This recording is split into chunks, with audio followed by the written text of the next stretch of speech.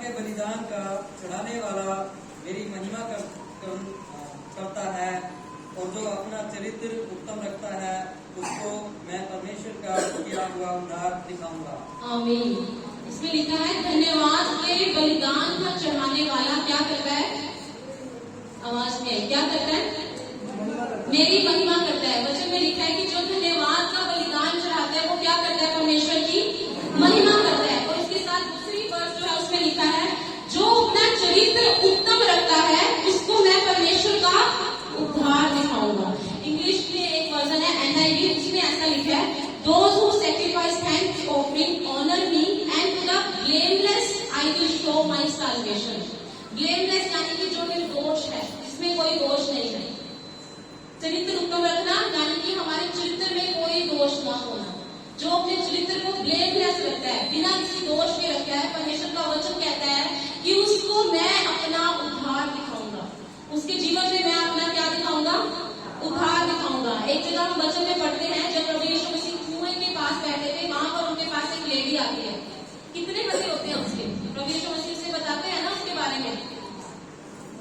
कितने होते हैं? 5 पति होते हैं। वहां पर प्रभु यीशु मसीह कुएं पर बैठने का उनका यही रीजन होता है कि वो वहां पर उस लेडी से मिलना चाहते हैं। वो चाहते थे कि आज इस लेडी का जीवन जो है वो बदल जाए। प्रभु यीशु मसीह ने उसे वो सब कुछ बता दिया जो उसने किया था, उसके पुराने जीवन के बारे में। ऐसा ही आज हमारे साथ भी होता है। जब हम परमेश्वर की उपस्थिति में, जब उसकी उस पाप उपस्थिति में जाते हैं तब हमें हमारे पाप स्मरण आ जाते हैं। परमेश्वर हमें हमारे पापों को याद दिलाता है। परमेश्वर हमें बताता है कि हम कहाँ पर गलत थे, हम पुराने जीवन में कैसे थे। पर शर्त यह है कि हम आज भी वही रहना चाहते हैं, कि आज भी हम अपने पुराने जीवन को पकड़ के रखना चाहते हैं, हम बदलना नहीं चाहते। जैसे ही मैंने परमेश्वर को अपने जीवन में एक्सेप्ट किया, बाइबल पढ़ने के बाद कुछ बदलाव मेरे जीवन में अपने आप आने शुरू हो गए। कुछ चीजों को मुझे किसी पास्टर ने और किसी लीडर ने नहीं बताया। जब मैंने इस वचन को पढ़ना शुरू किया, वचन ने मुझे बताया कि ये आपके जीवन में होना चाहिए और ये आपके जीवन में होना नहीं चाहिए। एक चीज जो अक्सर हम स्किप कर जाते हैं, हम पता क्या सोचते हैं कि अगर मैं ये काम कर रहा हूँ, मैं अंधेरे में हूँ, मैं अकेले में हूँ, मुझे कोई नहीं देख रहा, किसी का नजर नहीं पड़ रही मुझ पर, शायद मैं ये काम अकेले में छुप के कर रही हूँ या कर रहा हूँ, मेरे पेरेंट्स को नहीं पता, मेरे भाई बहन को नहीं पता। पर एक चीज जो यहाँ पर हम स्किप कर जाते हैं वो ये कि परमेश्वर आपको देख रहे हैं। आप परमेश्वर से कुछ छिपा सकते हैं। वचन में लिखा है कि कुछ भी छिपा हुआ नहीं है जो खोला नहीं जाएगा।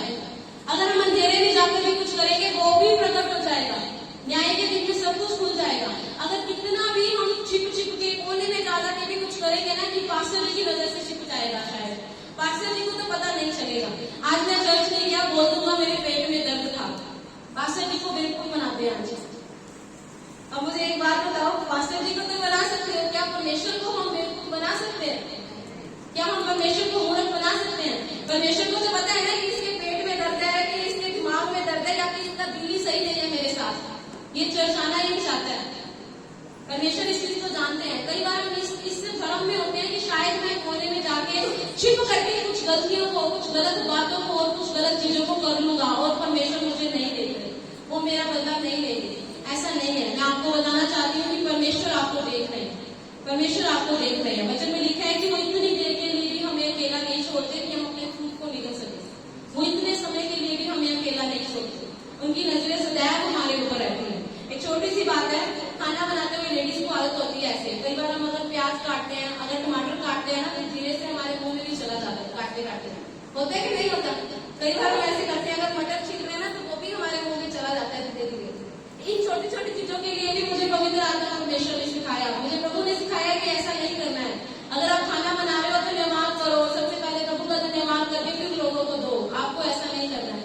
मैंने इन चीजों को करना बंद किया। ये छोटी छोटी बातें हैं, जब मैं प्रभु की संगति में गई तो प्रभु ने मुझे धीरे धीरे सब सिखाना शुरू किया। एक बार मैं किसी जगह पर जॉब करती थी, ये मैं अपनी तारीफ के लिए नहीं कह रही हूँ, ये मैं अपने परमेश्वर की बड़ाई करना चाहती हूँ।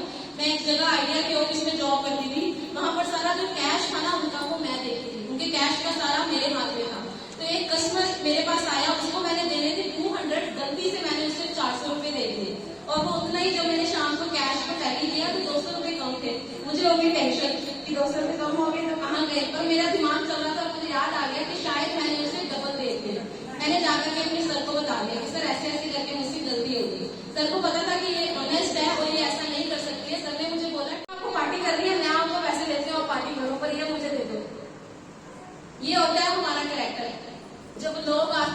मुझे देखते हैं उनको पता होता है कि ये व्यक्ति खरा है और ये अपनी खराई पे खड़ा रहेगा, ये यहाँ से वहां नहीं होने वाला। अगर आप बीड़ी पीने वालों की संगति में भी बैठे हो ना, यदि आप एक खरे चरित्र के व्यक्ति हो, आप बीड़ी को हाथ नहीं लगाओगे।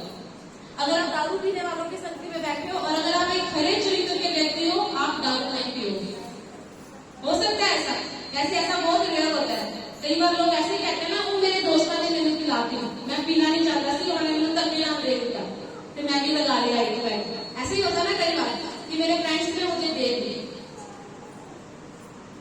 पर यदि आप परमेश्वर के साथ खड़े हो और परमेश्वर का आत्मा आप में वास करता है, वचन में लिखा है पवित्र आत्मा की आप मंदिर हो।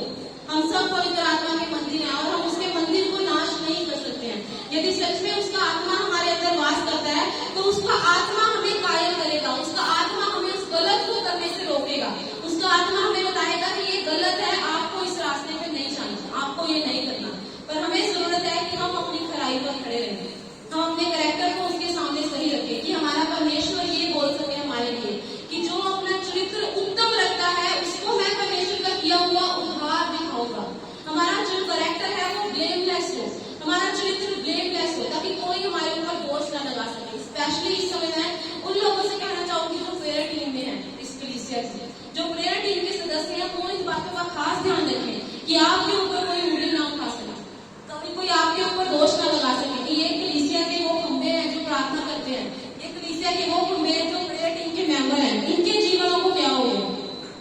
हमें इन चीजों का खास ध्यान रखने की जरूरत है। जब हम प्रभु के सामने प्रभु के दास हैं, जब हम एक याजक के तौर पे खड़े हो जाते हैं, या फिर जब हमें लोग इस तरफ से देखते हैं कि हम परमेश्वर के काम को कर रहे हैं, तो हमें इन चीजों का ध्यान रखने की जरूरत है कि हमारा जो कैरेक्टर है वो एक अच्छा कैरेक्टर है, एक उत्तम कैरेक्टर होना चाहिए। हमें इस चीज पर ध्यान देने की जरूरत है कि हमारा जो चरित्र है वो कैसा हो, हमारा चरित्र कैसा हो, आवाज नहीं आई, कैसा हो, ब्लेमलेस, बिना दोष के, किसी को दोष लगाने का कोई रीजन ना मिले। आजकल कलीसियाओं में एक चीज होती है, हम लोग क्या करते हैं फटाफट से ऐसे वाला काम हम करते हैं ना, ये ऐसा है, ये वैसा है, ये वैसा है, ये वैसा है, पर हम भूल जाते हैं एक उठाते हुए बाकी सारी तो हमारी तरफ ही जा रही है। ऐसे ही होता है ना। पास्टर जी ने लास्ट संडे एक चीज बोली थी, दोहा सुनाया था हम सबको, बुरा जो लेखन मैं गया बुरा ना मिलेगा कोई, जो मन खोजा अपना मुझसे बुरा ना मिलेगा। ऐसा होता है, हम दूसरों में तो कमियां ढूंढते हैं कि इसमें ये कमी है, इसमें ये कमी है, इसमें ये कमी है, पर हम अपनी कमियों को भूल जाते हैं। एक बार मैंने भी ऐसे ही प्रार्थना करना शुरू किया प्रभु के आगे, प्रभु इस व्यक्ति को बदल दो, प्रभु उस व्यक्ति को बदल दो, प्रभु इसको बदल दो, इसमें ये कमी है, उसमें वो कमी है। प्रभु ने मैंने पढ़ लिया बैठा लिया, तू इधर आ। प्रभु ने मुझे पता क्या बोला कि जो कमी तेरे को सामने वाले में नजर आ रही है ना, उसके लिए पहले खुद के लिए प्रार्थना कर। मुझे प्रभु ने ये बोला, प्रभु कहते जो तुझे सामने वाले में नजर आ रहा है ना कि उसमें ये कमी है, जरूरत है कि पहले तो खुद के लिए प्रार्थना करे और खुद अपने आप को उस जगह पर सही करो। पहले कि आज मेरे अंदर ये कमी है, पहले मैं खुद को सुधारूंगी। अगर मैं दुनिया को बदलना चाहती हूँ तो पहले जरूरत है कि मैं अपने जीवन में कार्य करूँ। यदि आज मुझे ही गुस्सा आता है तो मैं दूसरों को नहीं कह सकती कि गुस्सा ना करें, कह सकते हैं आप ऐसा। यदि आज हमारे जीवन में कोई कमी है, हम दूसरों को नहीं बोल सकते जाकर कि आप ऐसा मत करो। वापिस से मैं एक ही बात पर दोबारा आऊंगी कि आज हमें जरूरत है कि हम अपने चरित्र को परमेश्वर के सामने उत्तम रखें। अगर हम क्रिश्चियन हैं तो हम नाम के क्रिश्चियन ना रहे, हम ऐसे ही मसीही ना रहे, हमारे काम भी मसीहियों वाले होने चाहिए, हमारे काम भी मसीहियों वाले होने चाहिए। हम क्रिश्चियन होते हैं, हमारे व्हाट्सएप की रील्स के ऊपर गाने लगे होते हैं, हम तरह तरह की रील्स बना के डांस कर के गाने लगा देते हैं, पर एक विश्वासी होने के नाते क्या ये चीजें हमें शोभा देती है? मैं आपसे पूछना चाहती हूँ, क्या ये चीजें हमें शोभा देती है?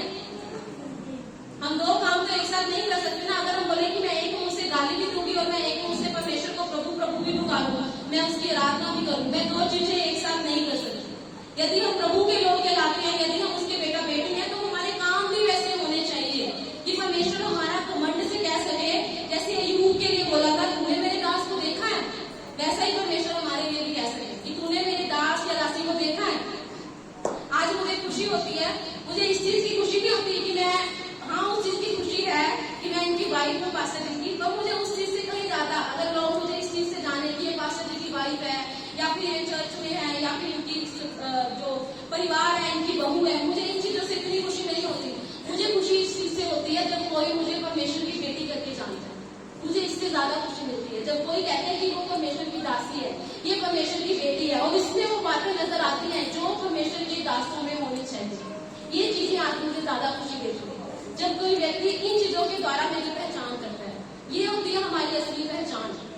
हमारी पहचान, हमारा नाम जरूर हमें मिला है, भाई रवि, भाई कुलदीप, भाई हरि, बेशक इन सबके नाम है, पर इन नामों से कई ज्यादा बढ़ करके एक पहचान वो है जो हमारे परमेश्वर ने हमें दी है। हमें अपनी इस पहचान को नहीं खोना है। इस दुनिया में रहते हुए हमें इस दुनिया के नहीं हो जाना है।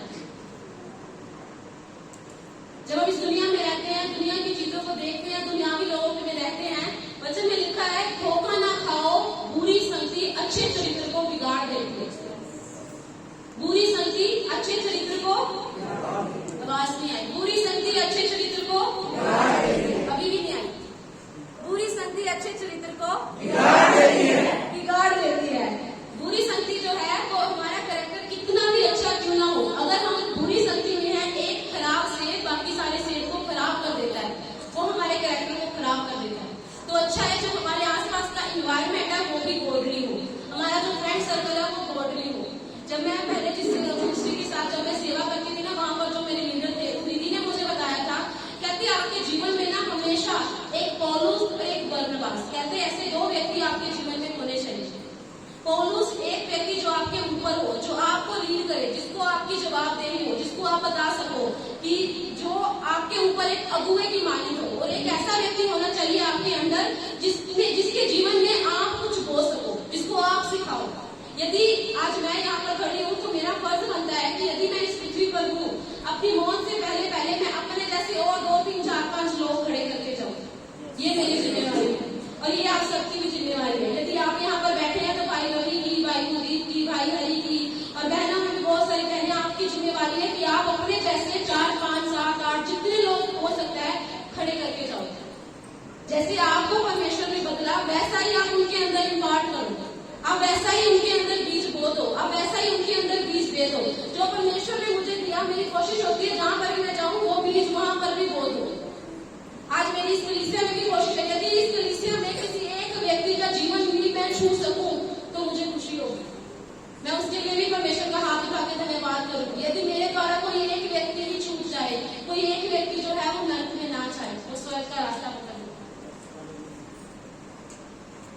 ये कार्य कहना आसान है पर इसको करने में मेहनत लगती है। वो अपनी रूटीन में रोज बाइबल पढ़ना शुरू करें, अपनी बाइबल को ना छोड़े, अपनी बाइबल हमेशा अपने साथ रखें और इसे पढ़ते रहें। ये वो परमेश्वर का कलाम है जो हमारी जिंदगियां बदलने की सामर्थ रखता है। बाइबल में से एक एग्जाम्पल लेना चाहूंगी दाऊद के बारे में। हम सब जानते हैं ना दाऊद को, वो एक राजा था और उसके विषय में परमेश्वर ने बोला, क्या बोला था, कौन था वो? परमेश्वर ने दाऊद के लिए एक स्टेटमेंट दी थी, मेरे मन के अनुसार व्यक्ति। दाऊद को ही बोला था ना, किसी और को तो नहीं बोला।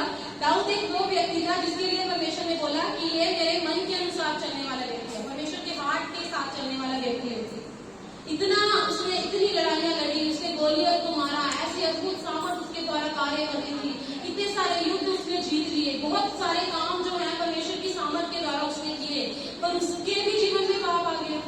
दाऊद के जीवन में क्या पाप आया था उसके जीवन में? जितने लोग बाइबल पढ़ते हैं, आगे जिसने हाथ उठाया वो बताएंगे क्या पाप आया था दाऊद के जीवन में। व्यभिचार। उसने किसी को गलत नजर से देखा और जैसे ही उसने देखा उसके अंदर पाप ने घर किया, उसने उसके बाद उस पाप को कर दिया। ऐसे ही होता ना, दाऊद परमेश्वर के साथ चलने वाला, परमेश्वर के मन के अनुसार एक राजा, एक अभिषिक्त, परमेश्वर ने उसको इतनी अच्छी पोस्ट दी, सब कुछ मिला, उसके बावजूद भी उसने क्या कर दिया, पाप कर दिया। वो यहीं पर गलत हो गया क्योंकि वो अपने चरित्र का निर्माण नहीं कर पाई, उसने अपने कैरेक्टर को नहीं संभाला। आज बहुत सारे पास्टर्स, बड़ी अच्छी सेवा उनकी चल रही होती है, बड़ी अच्छी कलीसिया उनकी चल रही होती है, अचानक से जैसे ही उनके जीवन में ऐसा छोटा सा पाप हो जाता है, उसके बाद सब चीजें वहीं पर खत्म हो जाती है, वहीं पर वो चीजें रुक जाती है।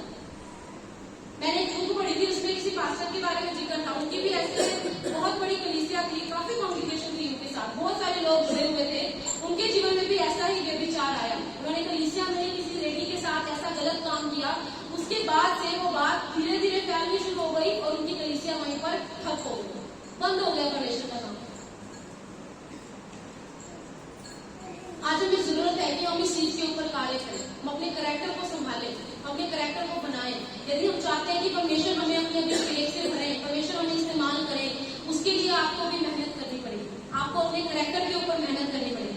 आपको अपने चरित्र को उत्तम रखना होगा, आपको गलत संगति से दूर रहना होगा। बाइबल में एक और एग्जाम्पल है शिमशोन की। कितने लोगों ने पढ़ा है शिमशोन के बारे में?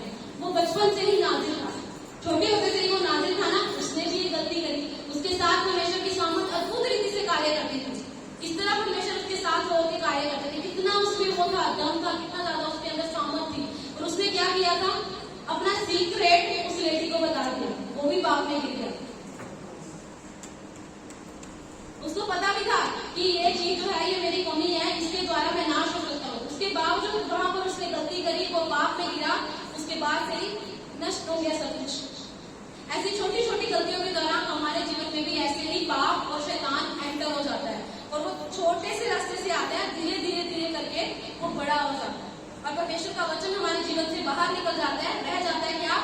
उदासी, पाप, नफरत, घृणा, ये सब चीजें हमारे अंदर रह जाती है। और इसके साथ साथ जो हमारे अंदर आ जाता है वो क्या, कि हम अपने आप को दोषी समझने लगते हैं कि मैं गलत हूँ, मैं पापी हूँ, मैं चर्च नहीं जा सकता, मैं प्रार्थना नहीं कर सकता क्योंकि मैंने पाप किया।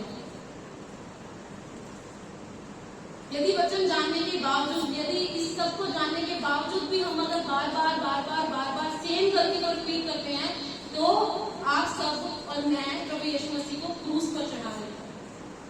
हम प्रभु यीशु मसीह को क्रूस पर चढ़ा रहे हैं, जबकि वो ऑलरेडी हमारे लिए बलिदान हो चुका है। प्रभु यीशु मसीह ने अपना लहू बहा दिया। हम अपने कामों के द्वारा, अपने पापों के द्वारा उसे क्रूस पर ना चढ़ाएं, हम बार बार उसे क्रूस के ऊपर ना बैठाएं। ये हमारा फर्ज है कि हम ऐसा ना करें। एक और व्यक्ति है बाइबल में, मूसा को परमेश्वर ने पता क्या बोला था मूसा के लिए? अपने सारे घराने में विश्वासी होंगे। ये बात सिर्फ परमेश्वर ने मूसा के लिए कही कि वो परमेश्वर के सारे घराने में क्या था? विश्वासी होगा। अब यहाँ पर भी इनके साथ भी एक गड़बड़ हुई। इतनी मेहनत करी उसने, इतनी मेहनत करी, इजराइलियों को ले लेके चला, पर परमेश्वर ने उसे रोक दिया, तू प्रॉमिस लैंड में नहीं जाएगा, तू उस देश में नहीं जाएगा जहां पर मैंने लेकर के जाना चाहता हूँ, तो यहीं पे मरेगा। कितना उसको उस समय तकलीफ हुआ होगा, कितना दुख लगा होगा।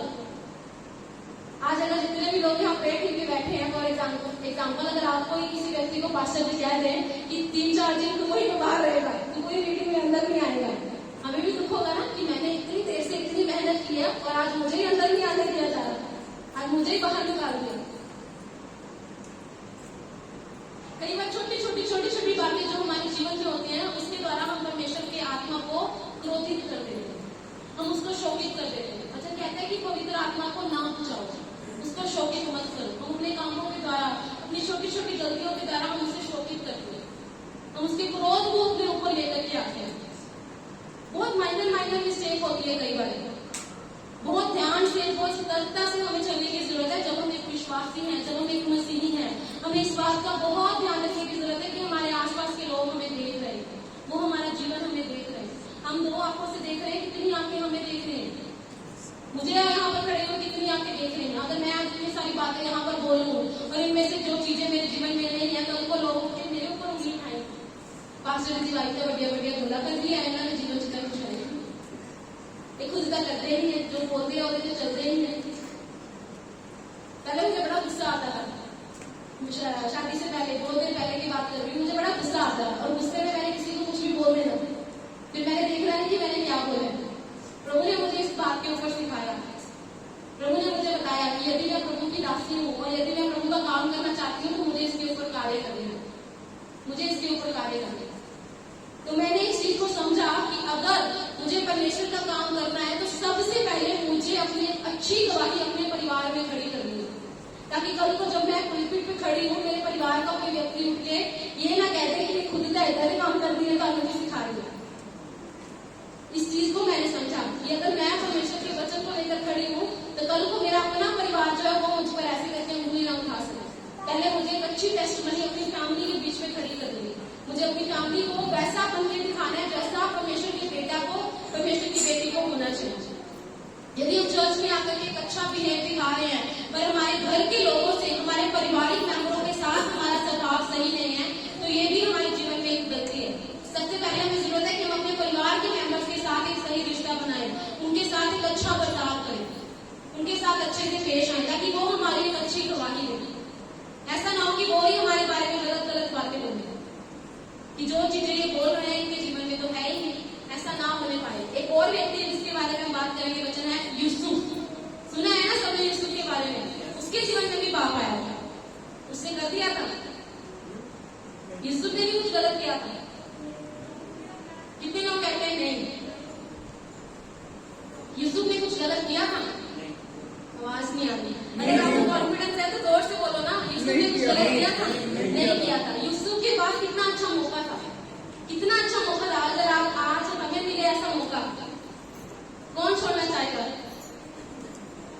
कौन छोड़ना चाहेगा ऐसा मौका? यूसुफ के पास कितना अच्छा। तो मैं अपनी देह को मारता कूटता हूँ और वश में लाता हूँ।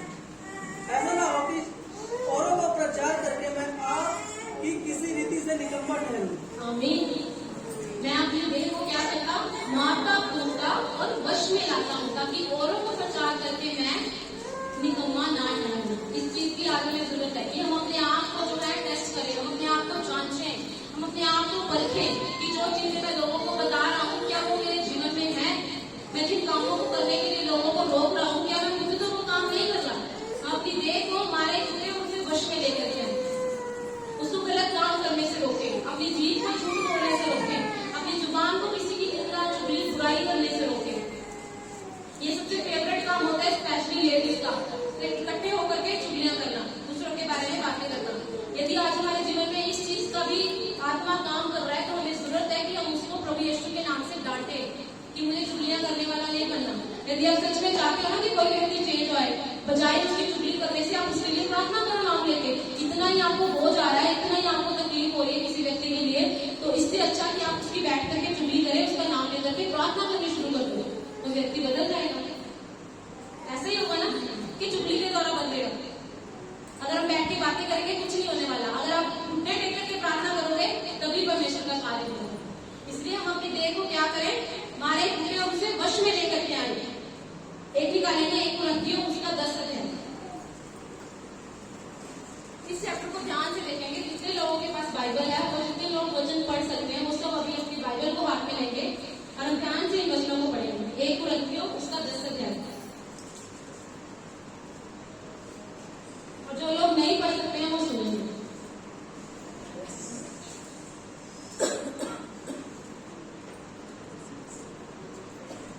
एक कुरिन्थियों 10 अध्याय निकाल लीजिए सर। इसमें स्टार्टिंग से शुरू होता है, हे भाइयों मैं नहीं चाहता कि तुम इस बात से अनजान रहो कि हमारे सब बाप दादे बादल के नीचे थे और सब के सब समुद्र के बीच से पार हो गए और सब ने बादल में समुद्र में मूसा का बपतिस्मा लिया और सबने एक ही आत्मिक भोजन किया। वर्ष 2 में लिखा है, ध्यान से सुनेंगे, क्या किया? सबने एक ही आत्मिक भोजन, सबका एक ही स्पिरिचुअल फूड था, एक ही खाना था सबका। उसके बाद आगे लिखा 3 में सबने एक ही आत्मिक भोजन किया। 4th आयत में लिखा है, और सबने एक ही आत्मिक जल पिया। एक ही आत्मिक जल था। सबसे पहले उनका आत्मिक भोजन भी एक था, आत्मिक जल भी एक था। वर्ष 5 में लिखा है, परंतु परमेश्वर उनमें से बहुतों से प्रसन्न ना हुआ, इसलिए वे जंगल में ढेर हो गए। अब यहाँ पर इस बात का ध्यान देने की जरूरत है, उन सब लोगों का भोजन भी एक था, जल भी एक था, परमेश्वर भी एक था। एक ही था ना जितने भी इस्राएली लोग थे। पर वचन कह रहा है कि परमेश्वर सबसे खुश नहीं हुए थे। खाना भी एक जैसा खा रहे थे, भोजन भी एक जैसा था, पानी भी एक जैसा था, परमेश्वर भी एक ही था, सेम कमांडमेंट सबको दी गई थी, सेम आज्ञाएं सबके पास थी, पर परमेश्वर सबसे खुश नहीं था। आज इस कलीसिया में बहुत सारे लोग हैं, एक ही कलीसिया है, एक ही पास्टर है, एक ही अगुआ है, एक ही चर्च है, एक जैसा भोजन सबको मिलता है, पर परमेश्वर सबसे खुश नहीं है। परमेश्वर सबसे खुश नहीं है। आगे देखते हैं वचन क्या कहता है हमें। वर्ष 6, ये बातें हमारे लिए दृष्टांत ठहरी। ये हमारे लिए एक एग्जाम्पल के तौर पे आज बाइबल में रिकॉर्ड है, ताकि हम सब इसको पढ़ सकें और सीख सकें। ये हमारे लिए एक दृष्टांत ठहरी कि जैसे उन्होंने लालच किया। क्या किया? लालच। नंबर 1, उन्होंने लालच किया, वैसे हम बुरी वस्तुओं का लालच ना करें। नंबर 2, ना तो तुम मूर्ति पूजक बनो। दूसरी चीज, उन्होंने मूर्तियों की पूजा की। पहला उन्होंने लालच किया, दूसरा उन्होंने क्या किया? मूर्तियों की पूजा की। उसके बाद 8 आयत में लिखा, और ना हम व्यभिचार करें। कितनों ने वहां पर व्यभिचार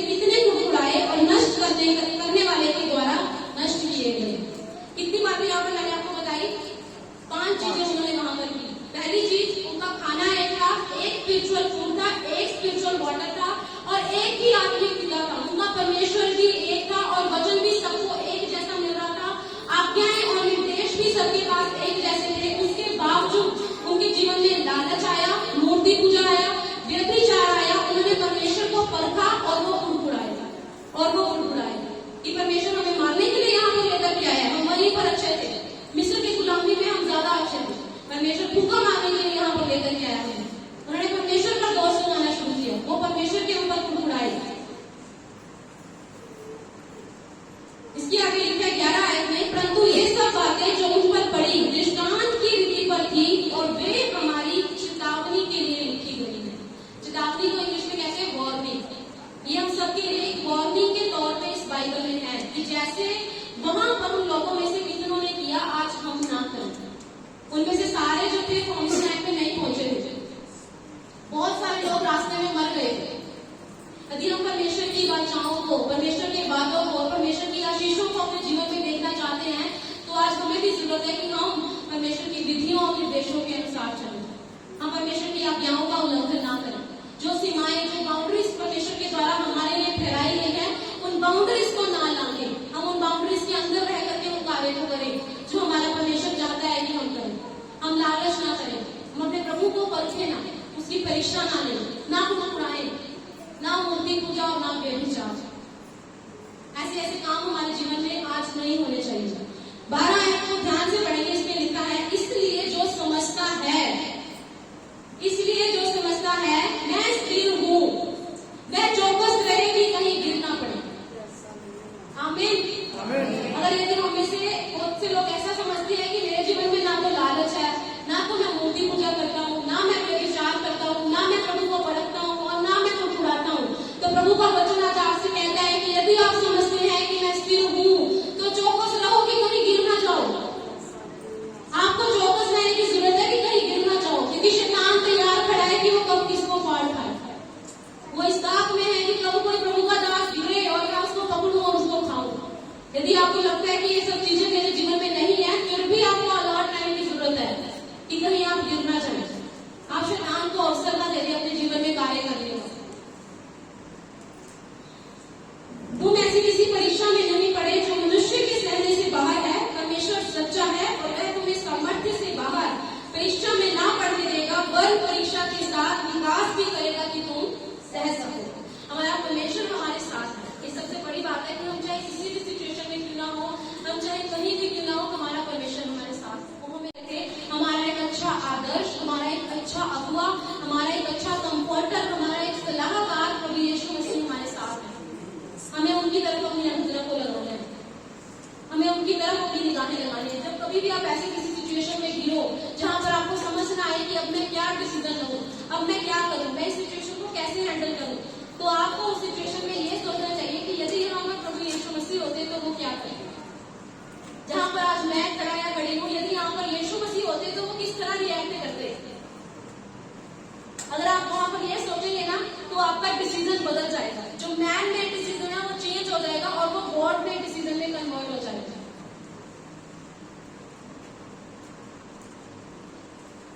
वापिस से दोहराना चाहूंगी, अभिषेक परमेश्वर की तरफ से मिलता है, पर चरित्र हमें खुद बनाना पड़ता है। अभिषेक परमेश्वर हमें देते हैं, पर कैरेक्टर के लिए हमें मेहनत करनी पड़ती है। ये एक दिन में नहीं होता, इसको बहुत टाइम लगता है बनने में, सदियां लग जाती हैं इसको बनने में, पर डिस्ट्रॉय करने के लिए 1 मिनट काफी है। यदि आपका कैरेक्टर परमेश्वर ने बनाया तो ध्यान रखें कि आप उसे डिस्ट्रॉय न करें, आप उसे गलत हाथों में ना लें। आप परमेश्वर के साथ उस वाचा में, उस संगति में, उस वार्ता में चलते रहें और अपने चरित्र को और ज्यादा निखरने दें, ताकि आपकी एक अच्छी गवाही दूसरे लोग दे सके, ताकि दूसरे लोग बता सके आपके बारे में कि ये परमेश्वर का बेटा है, ये परमेश्वर की बेटी है, इसमें नजर आता है ये परमेश्वर का दास है। कई लोगों के बारे में जब मैं सुनती हूँ ना, तो लोग ऐसे स्टेटमेंट देते हैं, ये परमेश्वर का दास है, वो बहुत ही हम्बल है, बहुत ही हम्बल है। कैसे बोल पाते हैं वो कि बहुत ही हम्बल है? क्योंकि उनके जीवन में नजर आता है, इसलिए बोल पाते हैं। जो चीजें हमारे जीवन में है ही नहीं, वो हमारे बारे में नहीं कही जा सकती। यदि कोई ज्यादा बोलने वाला होगा तो लोग बोलते हैं कि बहुत बोलता है, बहुत गलत करता है। यदि कोई चुप रहने वाला होगा, ये बहुत चुप रहता है, तो कुछ बोलता ही नहीं है। आज हम सब जितने भी यहाँ पर बैठे हैं, आज इस चीज को हम अपने जीवन में ले कि हमें परमेश्वर के साथ ईमानदारी और वफादारी के साथ चलना है और अपने चरित्र को परमेश्वर में और ज्यादा निखारना है। जब हम अपने कैरेक्टर को ब्लेमलेस रखेंगे, हम परमेश्वर के उद्धार को अपने जीवन में देखेंगे, हम परमेश्वर की साल्वेशन को अपने